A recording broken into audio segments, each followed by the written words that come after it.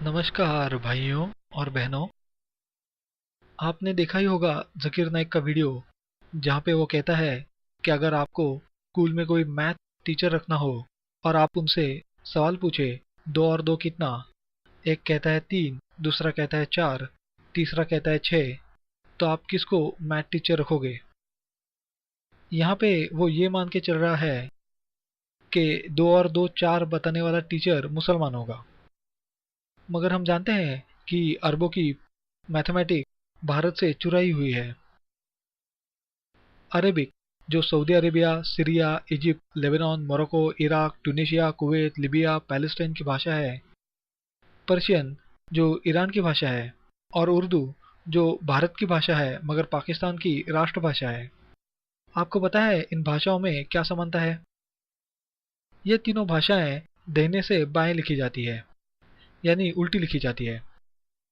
एक और समानता यह है कि इन भाषाओं में आंकड़े बाएं से दाएं लिखे जाते हैं, क्योंकि हमारे यहाँ आंकड़े दाएं से बाएं लिखे जाते हैं। ये हमारी कॉपी भी ठीक से नहीं कर पाए। मैं ये सब आपको इसलिए बता रहा हूँ कि मैथमेटिक्स का मुद्दा जकीर नाइक ने उठाया है, मैंने नहीं। अब एक और बात, आपने सुना ही होगा मुसलमानों को कहते हुए कि कुरान साइंटिफिक है। उसके ऊपर मैंने एक वीडियो अपलोड किया है, साइंटिफिक कुरान। मगर यहाँ सवाल यह है कि क्या कुरान मैथमेटिक है? जब कोई आदमी मरने वाला होता है तो वो अपना विल बनाता है, जिसे वसीयत या मृत्यु पत्र कहते हैं। मगर अंग्रेजी शब्द विल के बिल्कुल खिलाफ कुरान आपको आपका विल बनाना ही नहीं देता। सूरह निसा चैप्टर नंबर 4 वर्स नंबर 13 में कहा गया है कि ये मर्यादाएं हैं और जो इस मर्यादा का पालन करेगा उसे जन्नत में प्रवेश मिलेगा। वो मर्यादाएं क्या है, आइए जरा देखते हैं। सूरह निसा आयत 11 में पहली ही लाइन है कि बेटे को दो बेटियों इतना हिस्सा मिले, यानी साफ भाषा में बेटे को बेटी से दुगना हिस्सा मिले। यह तमाचा है उन लोगों के लिए जो कहते हैं कि इस्लाम में औरतों के साथ कोई भेदभाव नहीं किया गया। छोड़िए, आगे पढ़ते हैं। सूरह निसा आयत 11। मगर अगर सिर्फ बेटियां हो, दो या ज्यादा, तो उन्हें टू थर्ड यानी 66.66% हिस्सा मिलेगा। ये आयत आप खुद ही पढ़िए। यहाँ पे साफ साफ लिखा गया है two third of one's property. क्योंकि अगर आप किसी मुसलमान से ये पूछेंगे या उन्हें ये वीडियो दिखाएंगे तो वो कहेंगे नहीं नहीं, टू थर्ड हिस्सा उसकी प्रॉपर्टी में से नहीं, उसकी बची हुई प्रॉपर्टी में से देना है। मैं कुरान के 6 ट्रांसलेशंस देख चुका हूँ और कहीं भी रिमेनिंग शब्द का इस्तेमाल नहीं किया गया। सब कह रहे हैं two third of one's property और two third of what one's left और टू थर्ड ऑफ इनहेरिटेंस। मुसलमान तो आपसे झूठ बोलेंगे ही। उन्हें तो खुली इजाजत दी गई है कि बिंदास झूठ बोलो। इसे तकिया कहते हैं। जरा आगे सुनिए।